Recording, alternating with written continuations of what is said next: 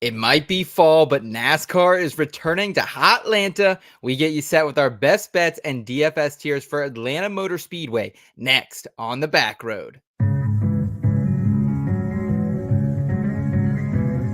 It's a non-points race, but it is a short race. Checker flag. That's all this race is.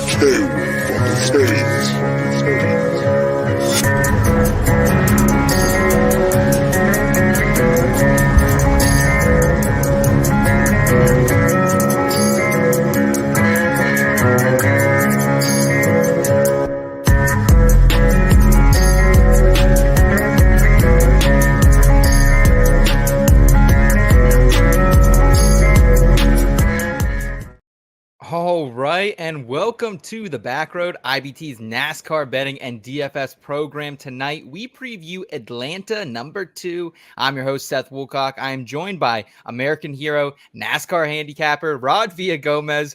Football is back, my friend, but my heart is still stuck at the track. I'm glad to be with you once again, my friend. You know, and it's funny because NASCAR, when everybody cheering football being back, football season's here. I've been employed since February, so there's nothing like now. This just means extra work. So, Yes. but I do love it. This is a great time of year. There's a lot to be done. A lot of great entertainment on my television. And yeah, Seth, we may be talking football, but Atlanta, kids, it's the playoffs, man. This is where it's all at. Yes, and we saw such an exciting race last weekend. We will recap Darlington. We'll preview Atlanta, give you some best bets for both the Cup and the Xfinity Series. And Rod, we had our fucking work cut out for us, man, because the books did us no favors this week. A really juicy market for a super speedway. Didn't love it, but we'll talk more about that later. Also going to give you our DFS tiers at the end of the program as well. I'm going to be playing a little more DFS this weekend. I think I'll have some unit allocation over there with not loving what the books is giving us. Want to shout out the IBT family, though, Rod, because they were in here, no doubt about it, hours before we went live. Marcus was ready to go, saying the other day was his birthday. Marcus, happy birthday, my friend. Thank you so much for spending part of your birthday week with us, man. Very, very happy for you. And let us know when you turn 21, and we'll make a trip out to you, Marcus. We'll make a trip and have a couple of Busch Lights with you. Also saying he's predicting Christopher Bell to win the Cup Series championship. I got some Chris Bell love to share later. He was good to me last weekend for once, Rod. So got to shout out him. Did want to apologize about the late start here this week on Thursday night. Got caught up in some meetings today. Had to push things back a little bit. But while you're waiting, hopefully you checked out Elliott's NASCAR Cup Series playoff preview that he put out on the YouTube channel earlier tonight as well. If you haven't given that a listen, bookmark that and head over there right after we finish up tonight. And Kush hanging out with us saying 8:15 past his bedtime. Well, we appreciate you staying up with us here, Kush. It's the weekend, man. It's Thursday night. You got nothing happening tomorrow, hopefully. Chuck with us as well. What's up, everyone? Good to see you, Charles. Thanks for making time for us, man. Rod, how are the vibes hitting you, man, as we head back to the second to last super speedway here on the circuit? You know, the thing about Atlanta is that it's Britney Spears. It's not quite a girl, not quite a woman. It's not a super speedway, but it's not a mile and a half track. Yeah. It's just that hybrid that makes it just frustrating enough to bet on as a super speedway, but then still offers a little bit of the comfort of these guys not necessarily always busting out 3 wide. They may get single file for a little bit. It's frustrating. And like you said, the books did us absolutely no favors whatsoever this week to try to actually find any kind of advantage. So, I mean, listen, Seth, this is a week that we all got to enjoy it as a fan and take it light on the betting and DFS. Yeah, I think that's the best advice we can give anyone tonight, Rod, is while we always want to be aggressive, we want to take advantage of the markets. Right now, pre-practice and qualifying, there's not a whole lot out there. So, this is a week. I have multiple shows going on. I got the college football show over at Betting Pros happening right now. Maybe play a little college football. I know, Rod, you're going to have some interesting prop bets probably coming out later this week as well. So maybe play a couple of Rod's NFL props. Really kind of mix and match here. That's kind of what I'm doing across different various sports and various markets. And I think that's the best approach this week, man. 100% agree with you. Yeah. I mean, again, we always say it too on the NASCAR gambling podcast, just on super speedways, have some fun, bet on the long shots that you like, and just watch the race as a fan. Yeah, you got to know when to hold them, when to fold them. And we knew when to push our chips in last week at Darlington. So let's talk about that here in the rear view.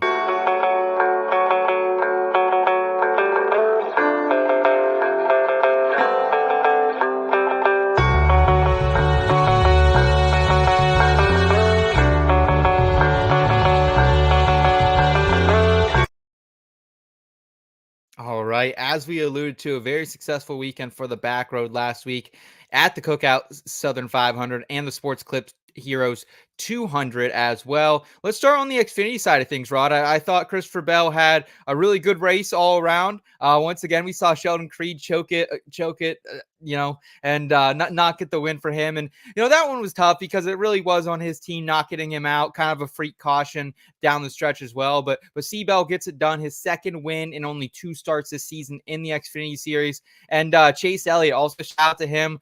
I had a 3-unit play on his top 5 number, was kind of nowhere all day and kind of just started making his way up. So I appreciate him as well. And then Noah Gragson had a nice little matchup on him over Brandon Jones. So the Cup Series guys kind of came to play here. That was really all I had on my Xfinity Series card. How did it play out for you, my friend? To be honest with you, I'm glad that Bell was able to get across that because I actually had him. That 20 car is magical. I don't know what it is about that 20 car. So good. So good. Just keeps winning. Like it's not, and that's why I don't know. We're not going to talk too much Xfinity, but you might expect the same this weekend with Ryan Truex at the 20. Cause there's no slowing that 20 down. Honestly. But between Truex, John Hunter Nemechek, Christopher Bell, everyone that's in that 20 car this season, if you've bet it outright every single week, you've probably walked away with money this season. Honestly, like it's been a good investment. So yeah, we see that 19 car. I don't want to, make any enemies with your shifties out there, Rod, but that one's kind of a little bit harder to handicap because we get guys like Joe Graff Jr. in there. We've had Josh Balicki in there, and kind of just a handful of different guys. But that number 20 car has a magical, good run for Cole Custer as well last week. And anything else for you really on the Xfinity side? Because it was kind of, to me, a typical Darlington race. Like I thought there were some disappointing performances out there, like from Justin Allgaier. I was expecting a little bit more from him, a little bit more from AJ Allmendinger as well. But hey, that's the Xfinity Series nowadays. Yeah, no, listen, I did better Xfinity way than I did in the Cup. I had Love over Logano. That was easy. Logano two laps out, just gone. Yeah. So yeah, Haley Deegan, there will be a formal apology waiting for you in your email box from AM Racing because it is not you, Haley. It was definitely them. Yeah. I had Creed top 5. I had Bell top 3, winning car over 17.5, and Bell outright. So that was a hell of a day for us over there on the NASCAR Gambling Podcast.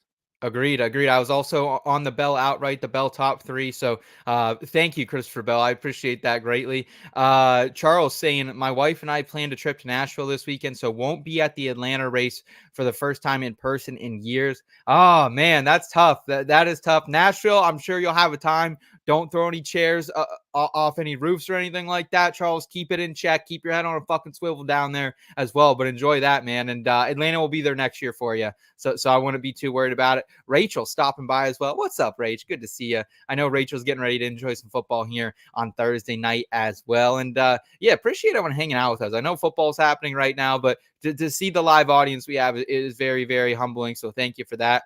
Rod, let's turn the page to that Cup Series race though, where, man, what a racetrack fucking Darlington is. Like, my goodness, like, put the betting, put the DFS aside. If you want to watch drivers on the razor thin line every single lap, this is the track to do it. You get so much respect when you go and win a type of race like this because there's so much skill involved. It is a driver's track. It is everything NASCAR is supposed to be. Probably, honestly, at this point, maybe one of my top 3 tracks on the circuit. Chase Briscoe, he gets it done. We can't overshadow that. We can't bear the lead any further. It was almost like that 2020 Xfinity race a couple years ago. Kyle Busch tracking him down in the end on fresher tires. Chase did everything in his power to get out to lead, still save a little something, and walks away with this one. And just what a day, what a performance. You could tell he could barely stand after this. He was so emotional. He was crying on the backstretch when he was going down, man. And this one's for all those people, SHR, man, who've just stuck with him and been by his side. it hasn't been an easy career, hasn't been an easy life for Chase Briscoe. And I thought he capitalized on everything and put it on full display on Sunday, Rod. You want to talk about a great performance in front of the bosses that you're about to go into next season, right? I mean, this was everything Chase needed out of this race in particular, SHR in particular, and hats off to him. Although I will say, if Bubba Wallace would have pitted at that lap, we would have been talking. We may have been talking about a completely different race, because Bubba pits and only has those couple of cars. Like that's the difference between him getting the playoffs and him not, and him possibly winning this race and him not, because Bubba was one of the faster cars all day long. But to your point though, Seth, I love the tracks that put this in the driver's hands, because I mean, they made strategy calls and everybody did what they had to do strategy wise. But boy, you want to talk about just being able to race the track. This is it, because you saw the margin of error that these guys had was not big at all. And then the best of drivers just watch the back end of their car step out, because they could not hang on to what you said, that razor thin edge that they were on. And yeah, I mean, it was a hell of a race overall. I thought, like you said, betting aside and everything, this was a great race. Yeah, I love when the crew chiefs put the ball in the driver's hands. And it was really frustrating to see, like, Michael Jordan gives this amazing pump up speech halfway through the race saying, hey, when things are tough, that's when you have to go after it. Like nothing good comes easy. And it feels like, I love Booty Barker. I love what he stands for. But the one issue with this number 23 squad all season long is they don't make the adjustments throughout the race. They don't make the right calls when it comes down to it. And Bubba Wallace was a sitting duck, couldn't go after it. And like, he didn't finish. Like, if he would have got a couple more stage points here and there, maybe finish upside in that top 3 or 5, he could have maybe pushed Truex, who, let's not forget, Martin Truex wrecks out on lap 2. I get a text from Elliott. Of course, I'm not watching live. Says, just hold on. You're going to have a good one when this one starts. And I've been telling people since he announced his retirement in the middle of the summer, we got to stop fucking betting Martin Truex Jr., dude. He's been out to lunch. He's been fishing all goddamn summer. And like, it's like a broken record, man, between Tino and Elliott on this program all summer. They want to get invested with Martin Truex Jr. There will be a time, maybe we can invest in him at some of these shorter or these intermediate tracks coming up, but we gotta stop betting him outright. Like I'm okay to miss it, man. I really am. I think the time is gone for MTJ. He just made a mistake here, but this was just like everything capitalized. He has one top 10 in the last 6 or 7 races. It's been brutal. It hasn't been good at all. And we joke about it all the time. Is this Martin Truex Jr. is retired. And we said it a couple of seasons ago that Martin Truex Jr. was retired. So, now it's actually true because he's retiring. But at the same time, it's like, and now he's going to race in the Daytona 500 next year. It's like, I don't even want any piece of him then neither. It's okay. Hey, he might have Cole Pern back. He might have Cole Pern back, though. Yes, that's something we need to keep in mind. That is true. Charles in the chat saying without those cautions, it would have been a Larson dominant race that was boring. I disagree. Charles. I really think Kyle's car was going away from him towards the end. You could see him even on those long green flag runs start to bobble, almost get into the wall a couple times. And Briscoe, I'm not sure what his average running position was in this race, Rod, but I would say it was probably less than 3. I mean, Briscoe was right behind him for most of the day, I thought, tracking him down and watching where he can make some mistakes and where his car was better. So I think we would have still... Maybe Kyle Larson wins that, but I think we still could potentially see Chase Briscoe walk away with that regardless. And it was fun, man. I had a Chris Bell outright 16-1 over on FanDuel. And at one point I said, oh man, it's Chris Bell before that second to last caution. Chris Bell had the freshest tires and he was on the hunt. So I was like, oh, here we go. Finally, the Chris Bell sweep that everyone's been talking about here. And I thought maybe he could do it once again after doing it in New Hampshire. Any other standouts here for you from this race other than Briscoe, that number 14 team? We did have guys like Corey LaJoie finish inside the top 10, his first non-super speedway top 10. So, we buried Corey LaJoie quite a bit on this program this season. So want to give him a little bit of flowers, I guess. Well, my buddy Cody, he's every week it's something about Corey LaJoie. This week he leaves him out, and this is the week that he actually does get a top 10. So, Yeah. no, overall, and look, this is the difference between the spring race at 400 miles and the Southern 500. Those extra 100 miles make a difference on this track because there's, a lot more that can jump up and get you in those last 100 miles than it is. But yeah, like I said, overall, a great day. Kyle Busch. Hats off to Kyle Busch to be able to right there. He is that way. He was so close. He should have been a couple more laps, maybe, a little fresher tires for KB too. Yeah. We would have seen a big battle for the lead. So don't count him out. He's still got a race to win to make 20 years, right? Well, and like we talk about these veterans who are kind of throwing in the towel. Kyle Busch is not one of them. He wants to win. He is going for it every single week. He's been a legitimately top 5 fastest car the last month of the season. But between him and Austin Dillon, they finally have found something. Like, I don't know how. I like it doesn't make sense to me because these like everything we hear from these teams, from these drivers, from these owners, these are Legos. They're putting it together. Like, it's not like back in the day where they could kind of, do some little shifting around and find speed somewhere from a part or a different type of strategy. But this RCR squad has speed, and I wouldn't be surprised if Kyle Busch comes out here and wins this. I can't bet him to do it here this weekend just because, like, the books have caught on. They know he's good at Atlanta. They know he's fast right now, but I wouldn't be shocked at all, man. I think he does get a win this season. What would you say if I put the over-under rest of the season Kyle Busch half a win? Would you take the over or the under, and what odds would you need to take that over, do you think? I think I would have to take the over. I would have to take that at somewhere around plus 115, plus 120. Okay. I mean, you don't want to lose your ass because, again, people are going to hammer it if it's anything above 2-1. So you want to keep it close to the book. But yeah, I would take the over somewhere around the plus 120, 130 range.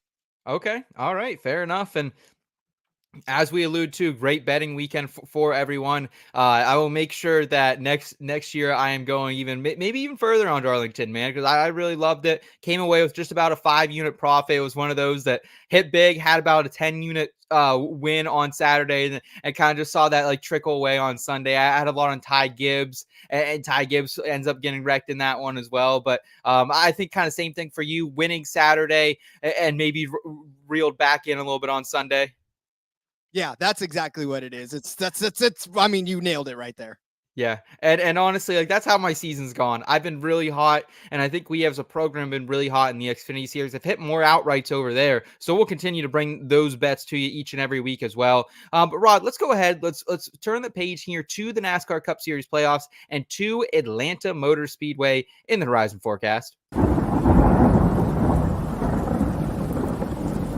Hey, Michael, it was only 20% chance of rain. I think we got all 20.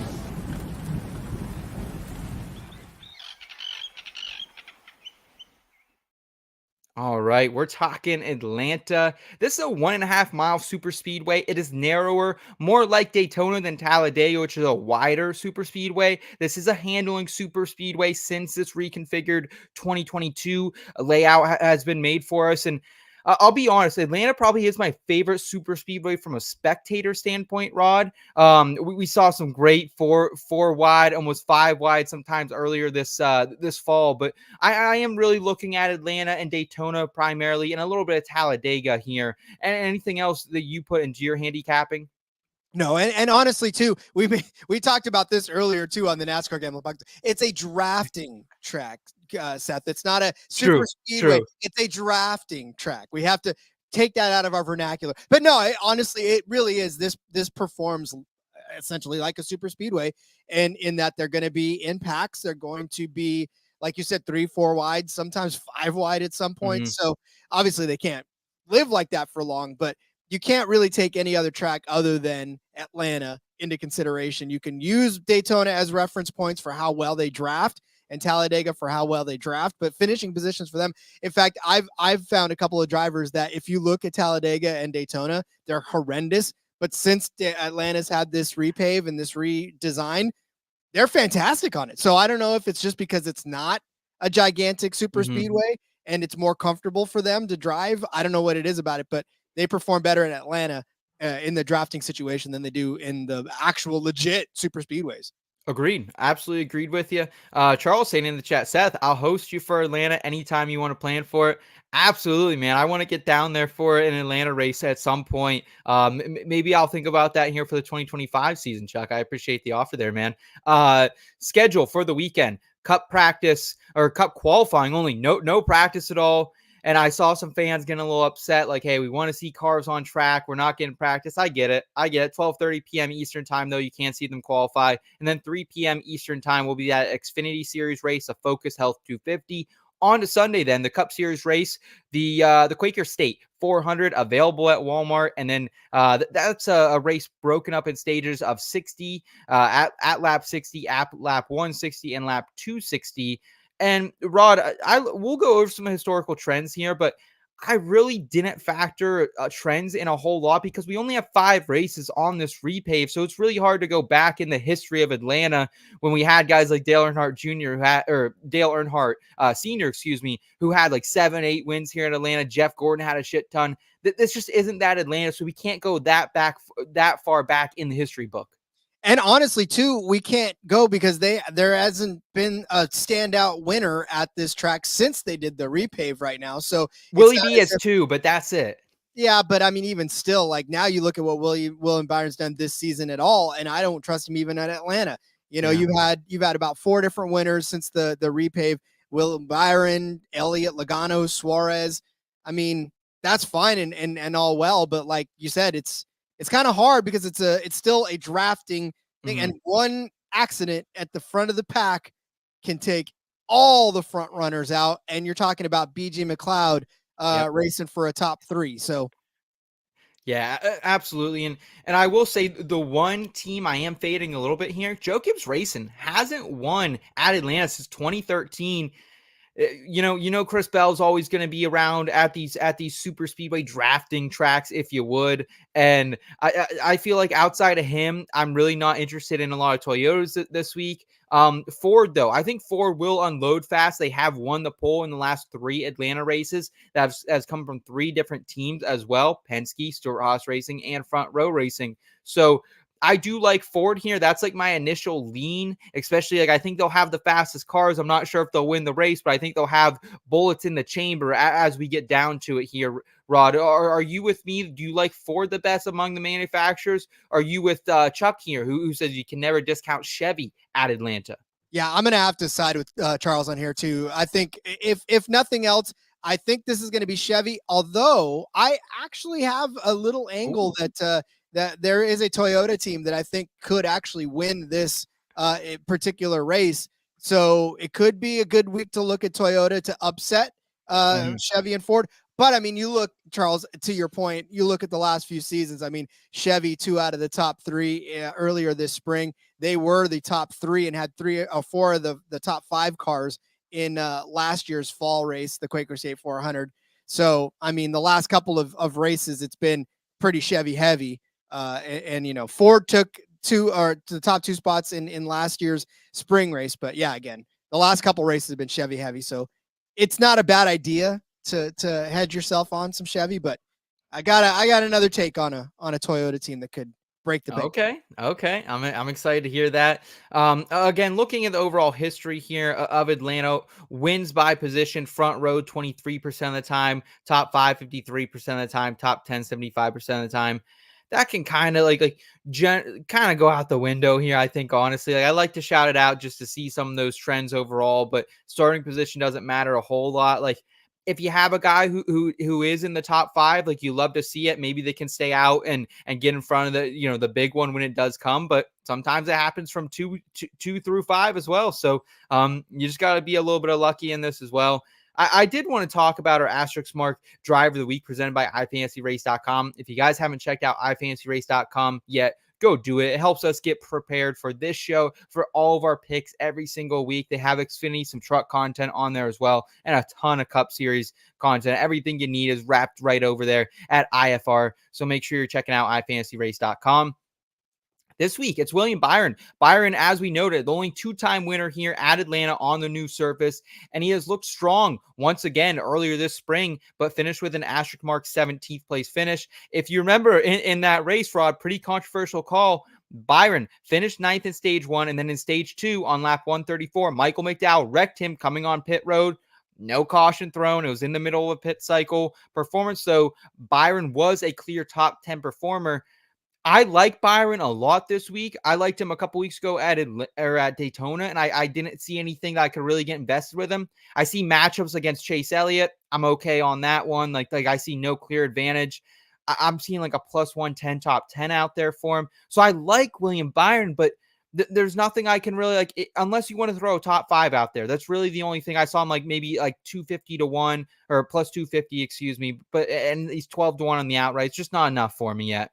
Yeah, I'm not in really on any. It's funny, but I'm only on a couple of Chevys this week at all. And for good reason. I mean, Kyle Larson, can count him right the hell out because this is a drafting track and he hasn't done it. And I think Cody had the stat 1 in 45 times that he's gotten a top 10 on a super speedway or drafting track. So that's not good. Hendrick Motorsports, not really the greatest on here other than William Byron doing a couple times, but even still it's a crapshoot. And again, like we said, these drafting tracks, try your best to predict them, but your predictions go right the hell out the window on lap 3. And one guy could be third place, decide he wants to move out to try to take the lead, and no one goes with him. And all of a sudden, there goes your third place car all the way back to 35th, right? It's that quick. Yeah, absolutely. Charles saying plus 125 for Chevy to win at Bovada. Stan likes that. Chevy has won 4 of the last 5 at New Atlanta. So not a bad bet there. Not a bad bet there. Kush saying he has 2 ringers and a couple crazy picks as well. That's kind of what this week is. You can take a couple of the ringers here at Atlanta at the super speedways, but throw a long shot in there too. I love it a lot. Let's go ahead though, Rod. Let's talk some bets here and lay down a couple units here in the Park Garage props. What do you say? Let's do it.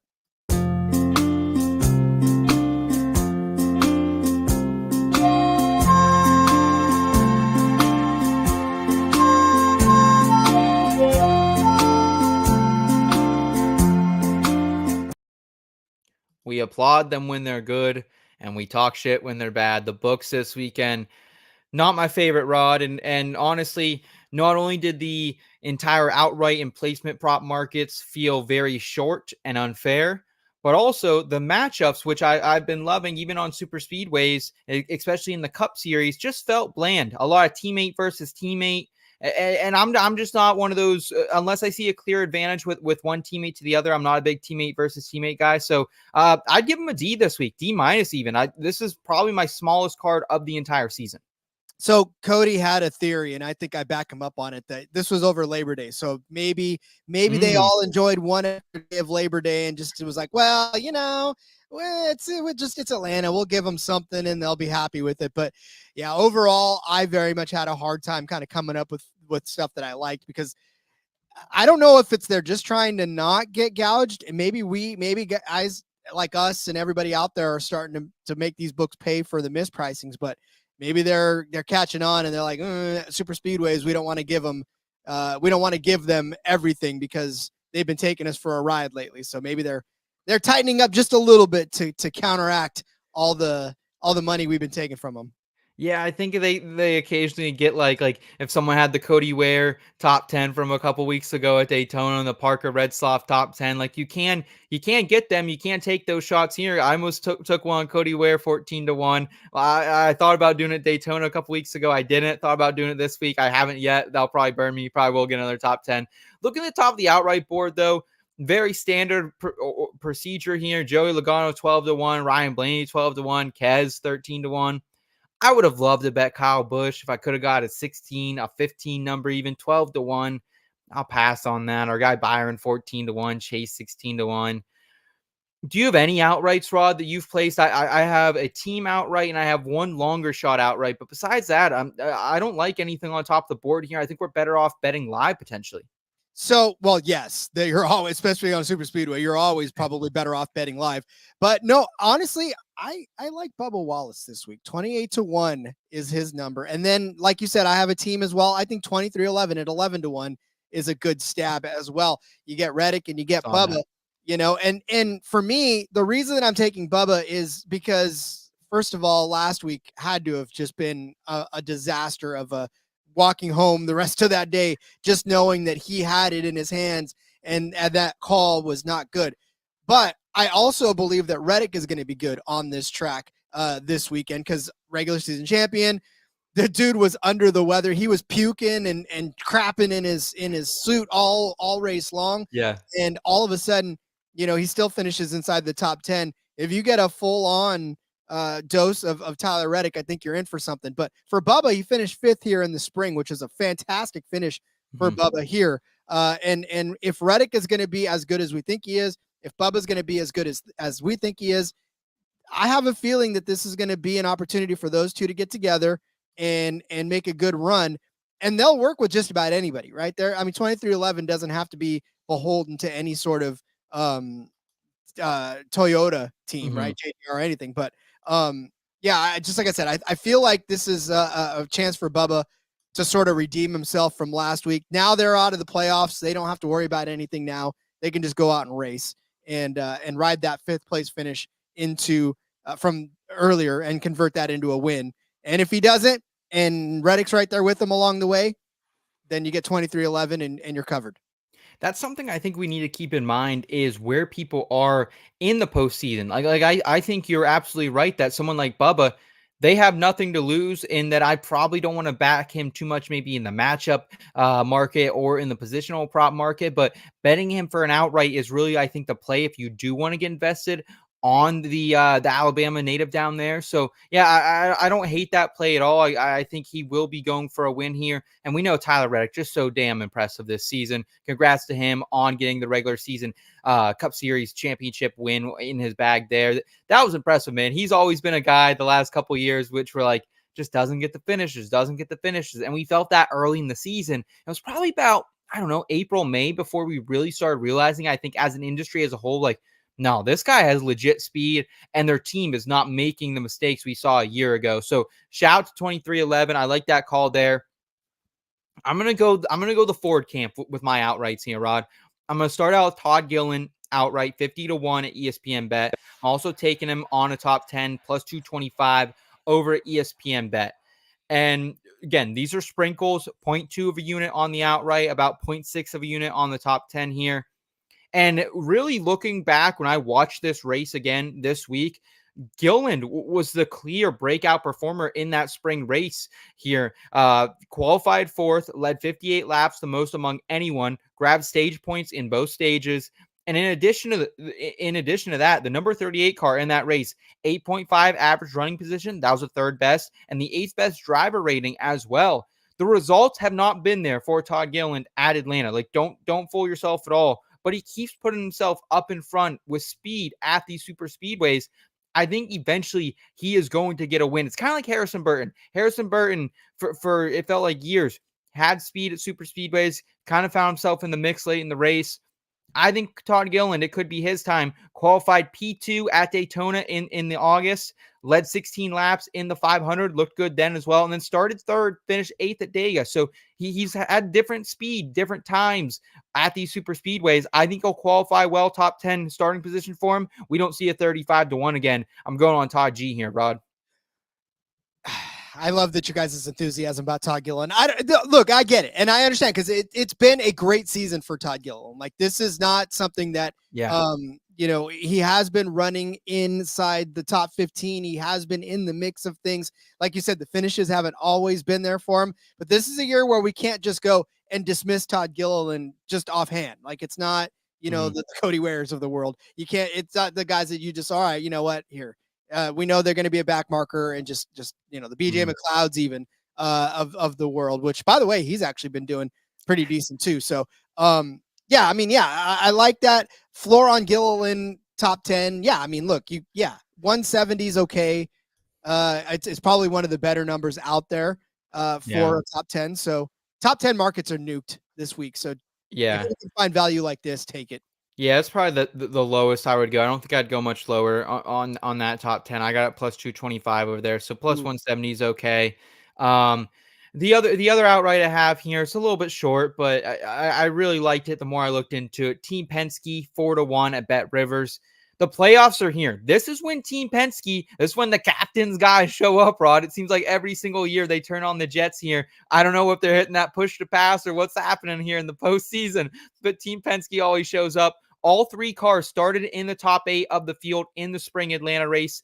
Blaney and Cindric were number 1 and number 2 in average position in that race.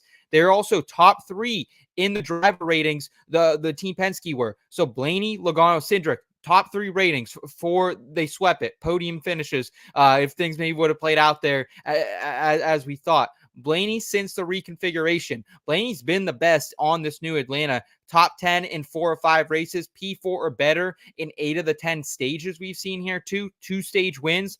Logano in that span. Results are dog shit. However, he started on the front row in 4 of the 5 races and led 190 laps and won last spring. So Logano has a winning upside.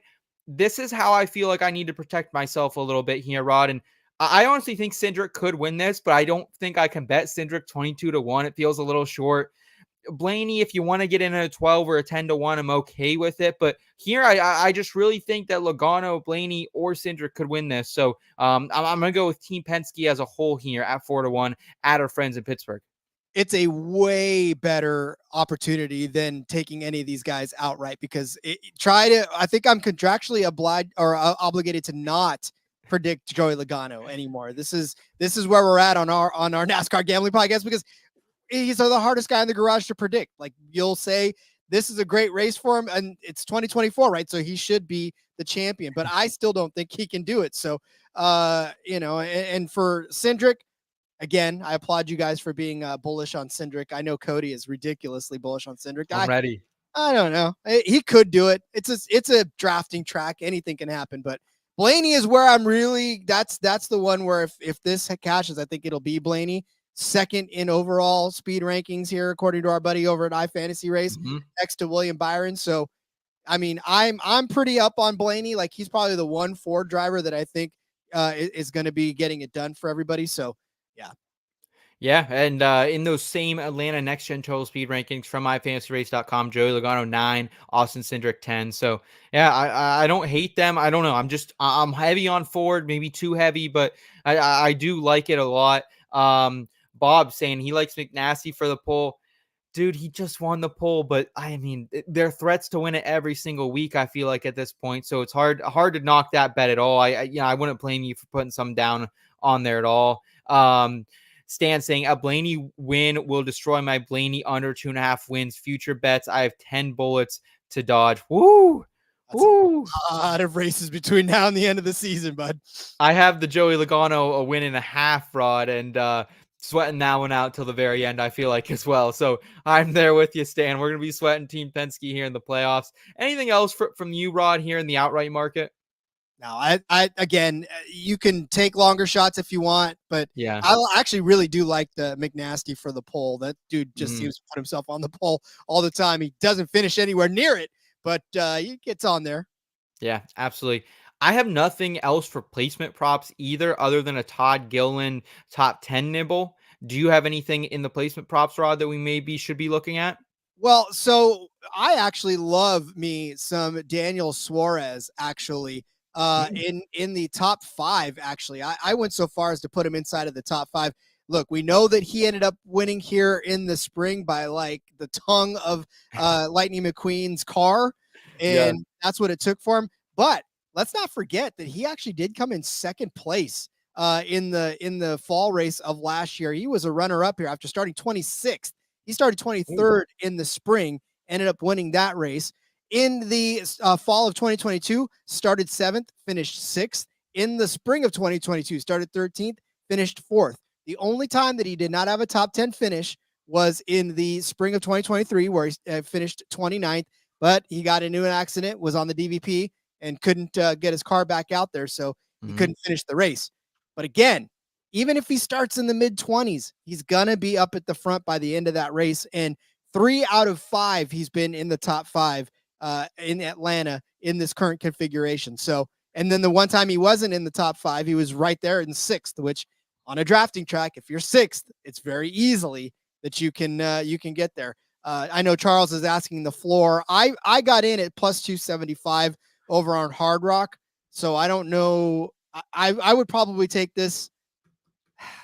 Maybe 2-1 would be the lowest that I'd take this, because anything lower than 2-1, Charles, on these things, it's Mhm. you're never feeling good about it, because one wreck, one DVP, can't get the car back on, and you're sweating it. So, and you have to go too heavy on 2-1. So if it's almost 3-1, get in on it.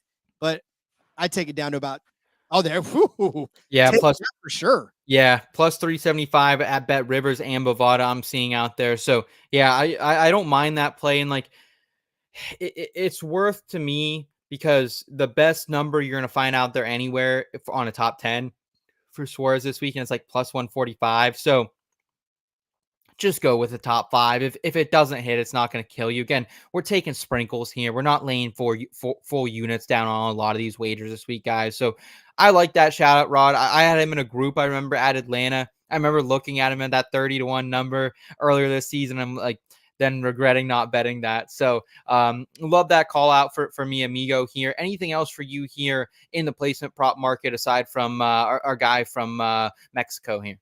No. How about our friend from New Zealand, SVG, as a top 10 car? Ooh. I like that as a top 10 car. I just clicked off the wrong one. Yeah, SVG top 10 is at plus 350. Like this is a pretty ripe number. I bet you can find a better one, Charles. I don't know. I don't know if you're finding these great ones over there, but yeah, plus 350 for a top 10 out of Shane Van Gisbergen. The guy's been learning, man. Watch out. I have a feeling that next season we are going to see. I mean, we're not going to see like complete and total domination, but at the same time, like we're going to see a much better driver out of Shane Van Gisbergen, driving that 16. Again, like I said, he's been learning, and he's been picking up quickly how Cup drivers actually beat and bang, and Yeah. he's learning how to do it. And I think he'll get there in the Xfinity series. He's actually been pretty damn good over on the super speedways. He was third at Atlanta, wasn't he? I think in the Yeah, Xfinity series earlier this year. Yeah. certainly was. Yeah. Yeah. So Plus 460. I'm seeing him at FanDuel here. ooh, So yeah, I don't mind, honestly, a shot at SVG. He's getting better and better, as you said. So I'm excited. I think give SVG, like, let's see what 2026 is like, because give him one more full year in a full-time ride in the Cup Series, and I think he is going to be a real handful and could honestly make a push at a championship here in a couple years. Charles also saying only betting full units. Easy there, Charles. This is not the race to be blowing your load here. That's not the race, man. Bob has a Suarez 20-1 ticket going. Chuck just added a 20-1. Suarez also has Chastain 20-1. Yeah, I don't hate those. I don't hate those at all. I want to go to matchups, if that's okay with you here, Rod. absolutely. I'm doing the heel turn. I'm going back in on him. Give me a little Austin Cindric. Over Chris Buescher, minus 110 at ESPN. I did go 1.5 on this one. I do really like this matchup. Listen, I get Austin Cindric is not always the best driver, most fun driver to back. I fade him more times than not on this particular program. However, he finished 4th at Hot Atlanta earlier this spring. That gives him an average finish of 7.5 here in his last 4 races. In that span, 4-0 against Chris Buescher. Looking back at that wild spring race, Cindric led 32 laps, won stage 2. That's why you see him have an extra playoff point there as we approach the playoffs. The Ohio native also had an average running position of 6.6 in that race. That's behind only Ryan Blaney, as we talked about earlier. Here's the big thing about it for me, Rod, and why I feel so confident that I can lay 1.5 here. Cindric needs to stack strong finishes to advance in the playoffs. Buescher is just hunting trophies at this point. I think Buescher wants to win more than anything, and that he could maybe get himself into trouble, overextend himself, be aggressive early. And I just think the wrong driver's favored here. So I'm going to back Austin Cindric at ESPN bet here, minus 110 over Buescher. Yeah, and honestly, this is one that I think I don't know, Buescher's going to run well, Keselowski's going to run well, but yeah, I mean, if anybody gets anything out of this, you're right. Cindric needs to be. He can't just point his way into the next round. He's going to have to push really hard. He's right there on the bubble that, he barely made it in anyways. So he's going to have to push very, very hard. And yeah, again, I like this. Anything else from you from a Cup Series perspective, whether that's in here in the matchups or group, or whether that's a special manufacturer play, something like that, Rod? So I'm actually looking at Reddick over McDowell if you want to talk about head-to-heads. I know this is juiced at minus 130. We don't like to put those a lot, but we just talked about McDowell, how he puts his car on the pole for these races, but does not have great finishes. In Daytona, a second place start, a 36th place finish. Atlanta was the only one where he had a semi-decent day. He started on the pole, ended up 8th. He did beat Reddick in that one. But you look at Talladega, started on the pole, finished 31st. You look at what happened to him in Daytona later in the year. Started on the pole, finished 30th. Like, it's not been fantastic at all for McDowell in these super speedway races. Whereas Tyler Reddick, not the greatest of finishes either, 27th and 30th here in Atlanta over late. But you look at his finishes at super speedways, 29th. That was still better than Michael McDowell in Daytona after starting third. Atlanta, like I said, he got him. Talladega, he actually won in Talladega, so he's got a super speedway win already. And then you look at what he did in Daytona, 28th place at Daytona, but he still finished better than Michael McDowell. So head-to-head, Reddick's had the better of it.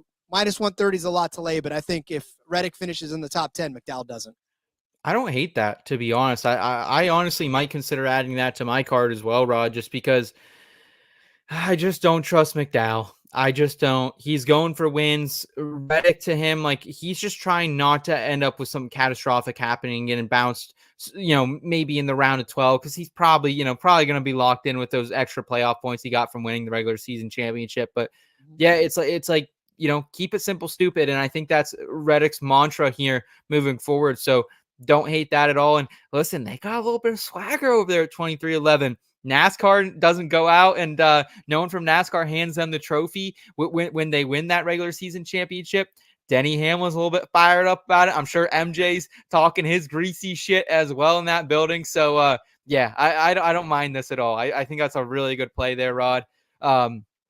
Charles saying, here's my 20 units for my fam, LOL. Hashtag IBT look family. Looking forward to some IBT swag. Yeah, I'm going to send you some swag here in just a couple of days, hopefully, Charles, now that we've settled into the football season. Yeah, Rod's repping it. There we go. That's one of the OG shirts as well. Anything else from the Cup Series perspective from you, Rod?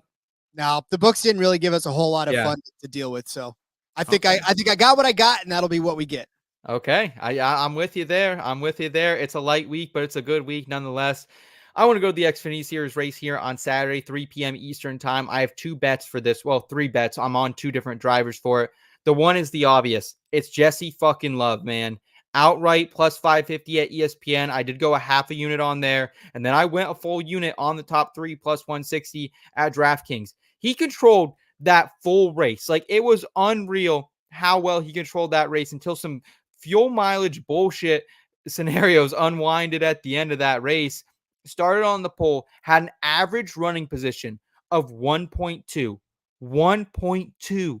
That is absurd. His lowest position was 12 after he had a pit because of the fuel mileage. He led 92.9% of laps this season, or in that race, on the other super speedways this season. Started 5th at Daytona last month, won Talladega, started 1st in the Daytona opener as well, led 34 laps.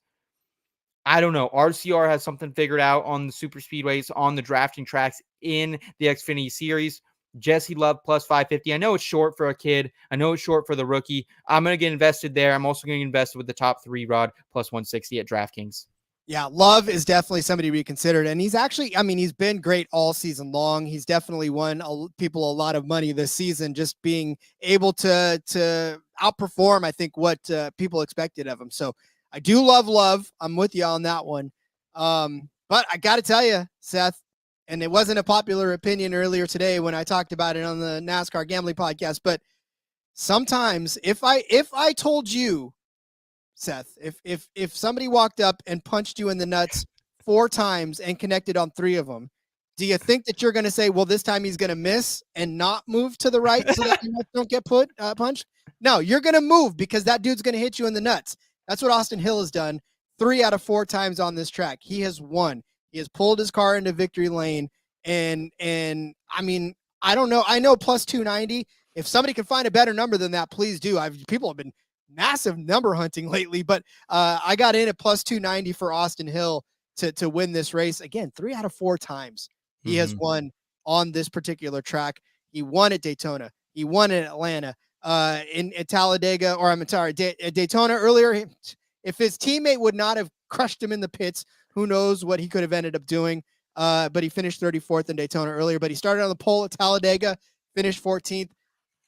It's Austin Hill. And I know that we love calling long shots, but it seems in the Xfinity series there's not nearly as much chaotic finishes as there are in the Cup Series. So sometimes the chalk is the chalk in Xfinity for a reason. And a guy like Austin Hill, you don't like putting plus 290 on there, plus 300 on Boveda for Charles. You don't like doing that on a drafting track, but it's like last week with Christopher Bell. I said that 20 car is going to be the class of the field. It's going to win this race. And if you don't have something on it and it happens, you're going to be pissed off because you're going to be like, oh, I'm smarter than the books. And I'm not going to take the favorite because he's the favorite. So sometimes you got to do it.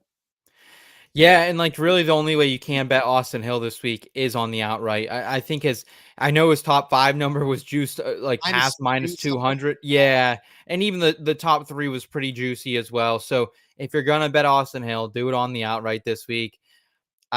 I don't blame you. I can't, like you said, if you get punched in the nuts 3 times, you're going to move the 4th time. Yeah, you're going to, even if it's big country swinging at you. All right. One more Xfinity bet that I have here, Rod, that I want to share with the people. I went 1.5 on this one. Sammy Smith, back on the Sammy Smith train, your guy, minus 115 over another driver you're a fan of, I think, here in the JRM stable, Brandon Jones. Sammy Smith is 3-0 against Brandon Jones at his career at Atlanta. Average start of I have the wrong number written down, but average starts very good. Like in the top 7 average start here for Sammy Smith as well. 2 top 10s, lowest finish of 16th. Brandon Jones finishes at Atlanta in that span, 14th, 33rd, 19th. The kid has some deep as fuck pockets. We know that, but that doesn't always result in good finishes. So I'm going to keep fading the rich kid. I'm going to get on board with Pilot and Sammy Smith, baby. Yeah, I mean, I like him as a top 5 car this week too. I found was it plus 360? Yeah, I don't hate that at all either, man. Like this is when Sammy Smith technically I feel like tries to show up here is these super speedways. And another thing, like how we talked about Cindric and Buescher. I know it's not the Xfinity Series playoffs yet, but Sammy Smith's right on that cut line. He needs a good finish. He necessarily doesn't need to win this race. Brandon Jones is going to go balls to the wall. And what happens when Brandon Jones goes balls to the wall? He usually goes to the back of the pack because he screws up somehow. Say into the wall. Yeah. Balls into the wall is what he goes. Yes. Yeah. I don't hate the Sammy Smith top 5 if you want to lay that too. Anything else you're seeing here in the second tier series? So I do like, I'm always big on these winning number bets. I like taking the winning number. Now, I just said to you that, the 20 car is going to be good this week. The 21 car is going to be good this week.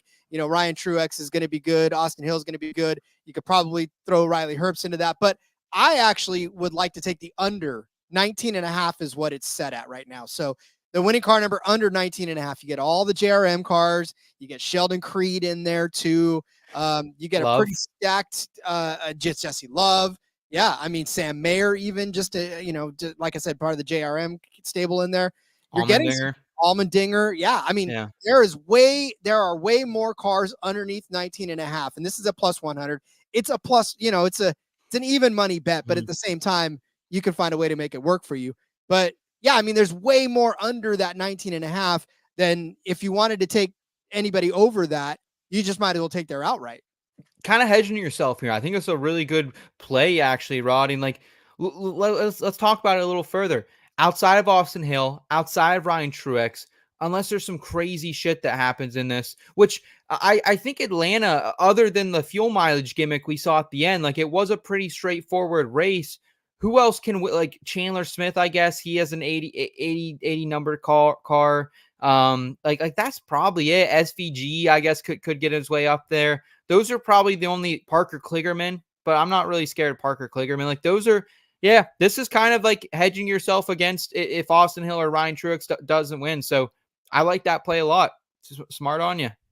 Yeah, like I said, I love these number bets. They're a lot of fun to make, and it gives you a whole lot more cars to cheer for than just the 1 or 2 that you've put some money on. Yeah, absolutely. All right, man. Let's go ahead and round out the show then with a little bit of tire tiers. What do you say?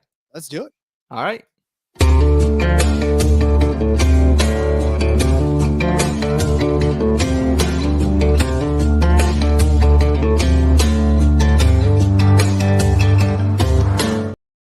All right, welcome to the Tire Tiers. Today we're going to be laying out our top plays for Atlanta here. We're looking over at DraftKings prices as always.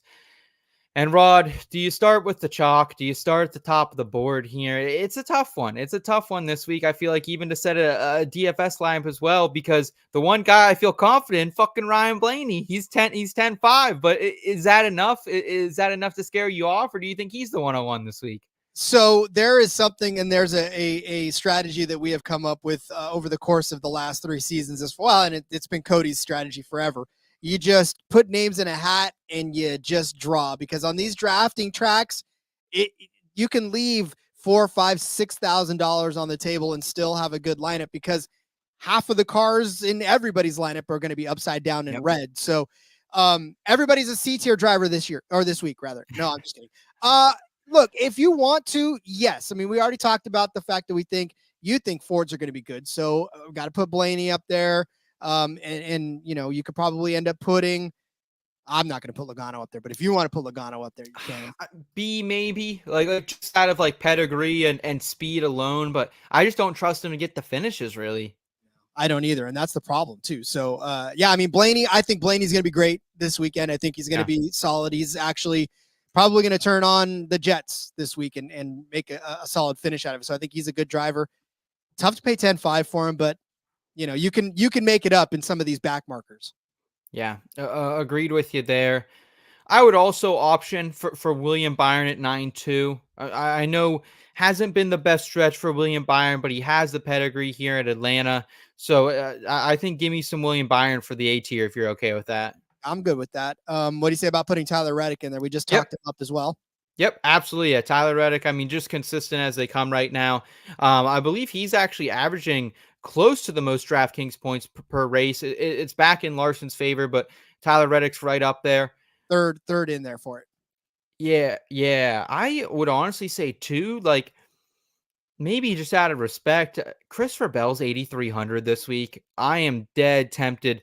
I know we're not high on Toyota as a program here though, Rod, but if I do like someone out of that stable of the Joe Gibbs racing cars, is it got to be Bell? Like whether it's the 500, whether it's the Daytona race we just had, Bell always puts himself in position here. So I like Chris Bell, 8,300. It's a lot of salary relief for me and one of the top drivers in the sport right now.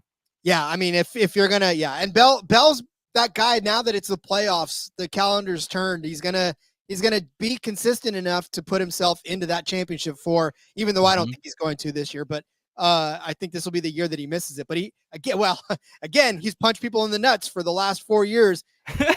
So is he going to do it again? Is he going to be consistent enough to do it again? That starts this week. Yeah, absolutely. Anyone else for the A tier for you? Because I'm fine with jumping down to the Bs. We do have Charles here in the chat saying, hey, this is Elliott's home track. He has won here before as well. So a little love for Chase Elliott, 9-5. I don't expect him to qualify super well, so might have some differential upside. Yeah, that's what I was going to say. Exactly that, too. You look at the last 2 races that he's been in. Started 23rd, finished 13th in the fall of last year. And then in the spring of this year, started 28th, finished 15th. So at least we know that he can finish well. So you know what? Go ahead. A-. Yeah. A-, because that's good differential pointage. Yeah, a little Georgia boy action there. I like it. We know do you think so? Chase Elliott, I'm not sure if you're aware, but he flies himself everywhere. He's a pilot. And do you think he flies to Atlanta from where he is in Georgia? Or do you think he just drives that one? He is not Taylor Swift. He does not take 2-second flights to go to the grocery store. Oh, hey, shout out Taylor Swift, by the way. She's be on my television once we get off of here. Yeah, and Bob thrown out to I think who would be my favorite for the B tier here. I can't get him all the way up into the A's, but it's Austin Cindric. I talked about him ad nauseum earlier in the program. He's on the thumbnail tonight, and you laid it out too. Daniel Suarez, man, there's just something about this track that this guy has. He's got some swagger coming into the playoffs a little bit. Hasn't had the best 2 runs the last 2 weeks. But before that, 3 straight top 10s for Danny Suarez. So, yeah, I like both those calls there. Cindric, 7,400 and Suarez 7,500. I was expecting a higher price tag for these guys given their track pedigree here, Rod. Yeah, well, and I think that super speedway kind of gives these guys they don't know what to do with it either, and they either overprice them or they underprice them and run from there. So I think that's a good one to take advantage of. I like that too. Another one I think to take advantage of is Bubba Wallace. We talked about that, $7,900 for Bubba. Are you kidding me? $7,900 for a guy that I think is going to be in the top 5, if not win this whole damn thing. Yeah, okay, give me that. Yeah. I like it. We know they're not going to be super aggressive because they just want to put the training wheels on this guy. So yeah, I'm with you there for sure. Oh, we're getting down here. You know, it's funny. There's way more than half the field, and we're still getting down. That's the problem with super speedways. We're getting down. Well, it's the price tags, like Denny Hamlin's $10,000. It's hard for me to pay $10,000 for Denny Hamlin here. I don't expect him to qualify super well, so maybe have some differential, area of improvement there. But Kyle Busch, I think he's probably the one we're missing here, right? Just because of who he is, what he's done lately. 8,800. I'd put him ahead of Logano here. Yeah. Well, and he's led 586 laps on this particular track in his life. Now, granted, they haven't all been since the repave, but at the very least, he led 28 laps in the spring of this race, and actually had a pretty good DFS day, right? He finished third. Don't remind me. I was on the 16-1 outright that day, Rod, and I cried the whole rest of the week. So thank you for that. Put Busch ahead. I think the very beginning of this tier. Yeah, I'm cool with that. Cool with that. I think that's agreeable. If we drop down to the C's, unless you have anyone else for the B's, I got Ross here for the C's. Again, Trackhouse just seems to have a little bit of speed here for whatever reason. I'd also throw Brad Keselowski in this tier. I know he's super expensive, but when you look at the Atlanta Next Gen Total Speed Rankings, Brad's 8th. So he's going to unload a fast car. And unlike Chris Buescher, it's not all or nothing for Brad. I think he can get you a consistent top 10 finish or something like that here. So, oh no, go ahead. I'm sorry. No, go ahead. Oh no, I was just gonna add on to yours too. In fact, you look at what he's done at Atlanta in the next gen. Started 24th in the spring of 2022, finished 12th. Good DFS day. Started 31st rather in 2022 in the fall, finished 18th. Another good DFS day in the spring of 2023. Started 4th, led 47 laps, finished 2nd. Yep. Great DFS day. Started 11th the next race, finished 6th. Again, the only time that he didn't do good on this track in particular was earlier this season when he crashed out after the 218 laps, but he did lead 2 laps around that too. So yeah, I am with you there. What about Chase Briscoe? Does he belong in this tier? Momentum has to be at an all-time high in that garage.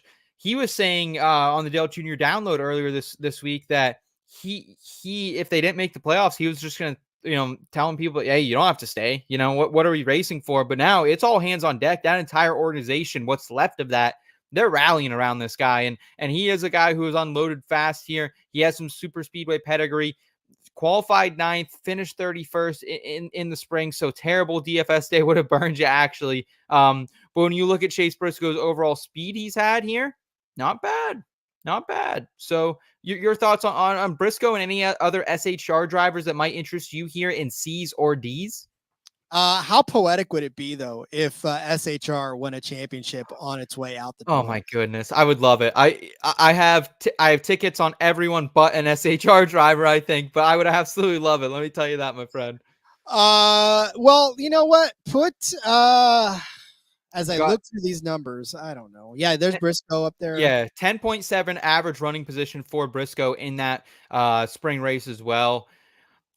Man, yeah, I've seen a lot of love for Josh Berry out there on the internet. Books were matching him up against everyone too. Like they wanted you to bet him, but I haven't really seen anything on Josh Berry in this series at all that tells me to get after him on a super speedway. So, he's a C or a D or an F driver for me this week. I put him in the D. He tends to be able to run around the lead pack. I'm not saying in the lead pack, but he's like a top 15.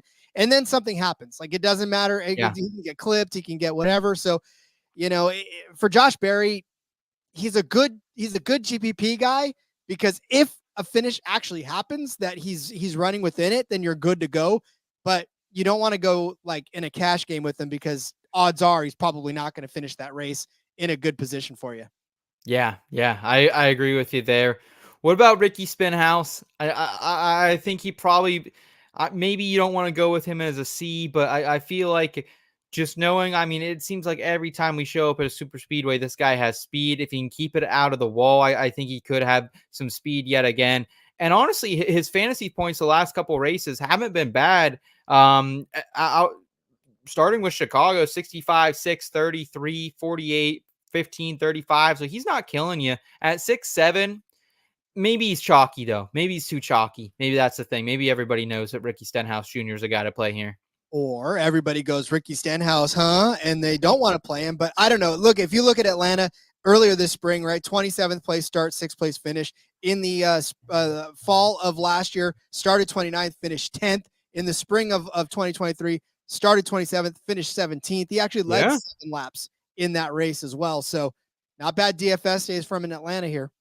Yeah, I agree with you there. Todd Gilliland, I talked about him earlier. I'm high on Todd Gilliland, so I need to put him up there. Just really consistent here. Was the breakout performer. Didn't get the finish he deserved, but I like Todd G here. I think he could spice things up a little bit. Anyone else for C's here before we drop down? We still got some huge names on the board. Denny Hamlin, Kyle Larson. This is the only time these guys ever drop this far down in our rankings is at super speedways. Yeah. Do you want, I mean, maybe Denny Hamlin goes into the C. Yeah. Because it's hard to ignore. Number 3 in the Atlanta Next Gen Total Speed rankings as well. So he has had some speed here. Necessarily not all the finishes, but yeah, I don't hate that. What about MTJ, Rod? He's also had a little bit of speed here at Atlanta. It's just, it's so hard for me to want to back him at really any price, let alone what he's going off here this week, all the way up at 8-1. There's better drivers I think I want, but maybe still a D. It should tell you something that his number's hard to see. You could put it in the D, but I mean, I'm only saying that it's a D because he's a pulse and he's out there and he's in a JGR car. So something could happen good to him. I don't know what that good is, but sure. I'd like to opt for Harrison Burton. He had a really good run here in the spring as well. We know he's coming off a Daytona win here just a couple weeks ago, so a little bit of momentum in Harrison Burton's corner. You're still getting a fine deal on HB as well. Like he has risen up out of the bottom tier, but 6,200. That's a smoking deal. Give me a little HB there. I think it would be silly not to mention him. And Corey LaJoie, again, decisive. But this guy, this is his track, Rod. Let's go through Corey LaJoie's finishes here, all right? 13th, 31st, 4th, okay, 21. Yeah, okay, maybe. Yeah, he has 2 top 5s, though. And he has 2. You're drinking the Kool-Aid, buddy. You're drinking the Kool-Aid. 2 top 5s in the 5 next-gen races here, though. That's not terrible. And he always starts like 30+, so he has differential movement upside. Well, you know what? I need to get on Cody's good side, so go ahead and put LaJoie up there in the Ds. At least put him on the board and make that happen. Yes, I'll put Chris Buescher up there too, though.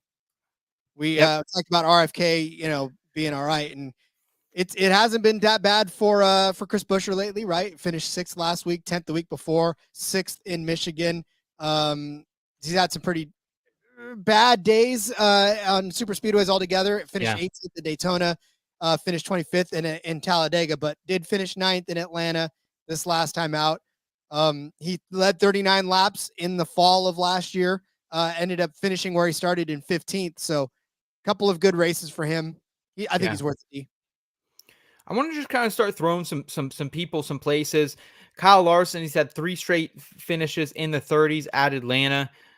And the story of his season, man, is just like, he doesn't win the regular season championship by 1 point. And not only did he miss the crown jewel event to run the Indy 500, which he can't have any regrets about that. But think about all the regrets he can have about the times at Texas and Kansas when he pushed it a little bit too hard. So, I think Larson's an F for me here.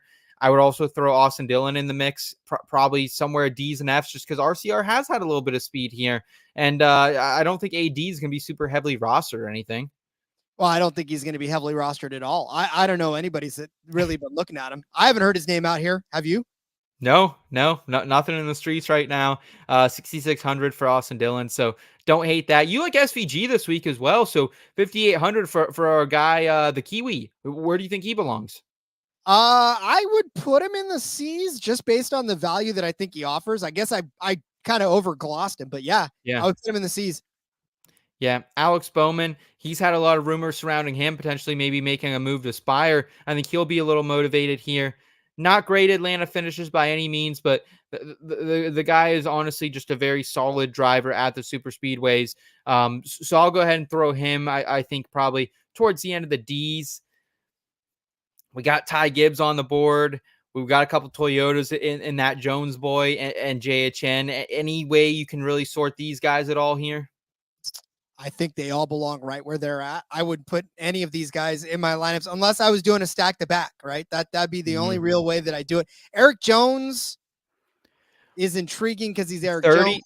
30 points scored last week, 53 the week before at Daytona, 39 the week before. I think Eric Jones does deserve to be ranked here, but I'm not excited to play him by any means. No, I'm definitely. I mean, I know I tried to make amends to all the Gibbs fans a couple of weeks ago, and that kind of bit me. But that sophomore slump is real, so Yeah, can't get there either. Noah Gragson, you love the name.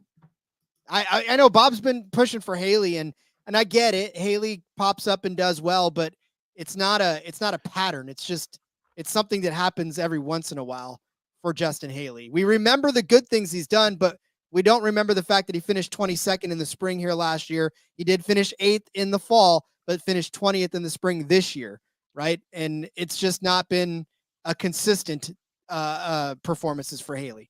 no, and I think honestly, like I hate to be this guy, but I want to rank Cody Ware, dog. Like Cody Ware is averaging 36 DraftKings points per races this season. Has 73 just a couple weeks ago at the Coke 400, just because he was so far behind when it started at 33, and he runs in the back because he's so fucking slow and has no pace, but he dodges a lot of the shit. So Cody Ware, like, I mean, he's been a positive play for you all season long if you've been running him out there. And yeah, shout out Cody Ware. I'll throw him on the board here. I think he deserves to be ranked in the driver F. Big old GPP dart for that one. Yeah, absolutely. Anyone else you want to rank here, Rod? Noah Gragson, like we said, I think he probably deserves maybe to be in the F potentially. Daniel Hemrick, you can miss me on. Michael McDowell feels like a bomb waiting to happen. I'm not going to rank him this week. Just has speed, but I don't trust it. I think he could qualify top 10 and then burn you at the end of the race. Ryan Preece, maybe. Preece has kind of looked good in recent weeks. Had a nice run at Darlington a couple weeks ago. So I don't hate Preece here. Other than that, him and Hocevar and BJ are maybe the only people I would consider ranking here.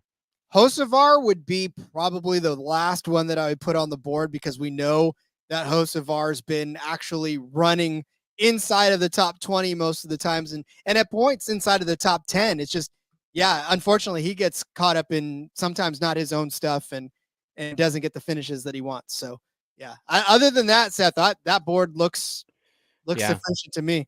I'm gonna throw BJ up there. Gotta love our guys. Team Live Fast over there. They treat us pretty well when we met up with them a couple years ago. So yeah, I think that about does it though, man. That does it. This is gonna be a really like kind of a wait and see week, anyways. From DFS, you're gonna have to stack the back, probably, but by some means to make sure that you're not bottoming out your lineup here. We got Didi hanging out with us tonight. What's up, Didi? Good to see you as always. Saying be that guy, Seth. I appreciate it. I appreciate you, Didi. All right, man. Well, Rod, great program. Appreciate everything you do for us over here at IBT, man. In addition to that, I know we got football season coming back. I know you just started your own venture here soon. You're doing a lot of crazy. You always love these niche sports, super niche sport. NASCAR is a niche sport. You were into some super niche sports. So tell us what y'all got going on here this fall, man. Whew, yeah. So yeah, you can find me here, obviously, but you can also find me on the NASCAR Gambling Podcast with my buddy Cody Zeeb. 5 days a week, we're breaking down Xfinity, trucks when it happens, DFS, betting, all that great stuff over there. Going to be starting my prop articles for Sportsbook Review here pretty soon. First one's coming out, I think, within the next couple of days. Cardinals, Bills, prop bets. And then just, over the course of the week, I got first touchdown bets and all that. Like you said, I've got my own little site that I got going. I had an F1 DFS just the other day that actually nailed Ferrari. That was a great day for the DFS article on that one. So it's soyouLikeSports.com. You can check me out there. I'm doing everything from Australian rules football to, we had some Korean baseball going on there, the site a while back. There's all kinds of great stuff. But yeah, follow me on Twitter at RJ Villagomez for a link to all the stuff that I'm a part of. Hell yeah. Make sure you guys are plugging in with Rod. He's a veteran of not only the NASCAR betting industry, but the podcasting, the media realm as a whole. So we're greatly appreciated that you always give us some time here each and every week, Rod. And for me, guys, you can find me on Twitter at @between_SethFF. But the easiest way to support me is just subscribe to the channel if you enjoy this type of content. We're live 8:30 p.m. Eastern time most weeks, a little later this week, Thursday night. So we're back with you every single week. And hey, Watkins Glen next week. I am ready to fucking go. Let me tell you, that's one of my home tracks as well. I love road course racing. I'll be ready to go. We're scaling back this week. We're going to push our chips in the center next week. Make sure you guys don't miss it here on the back road. Take care, y'all. Thanks for the support. We'll catch you next time. Thank you.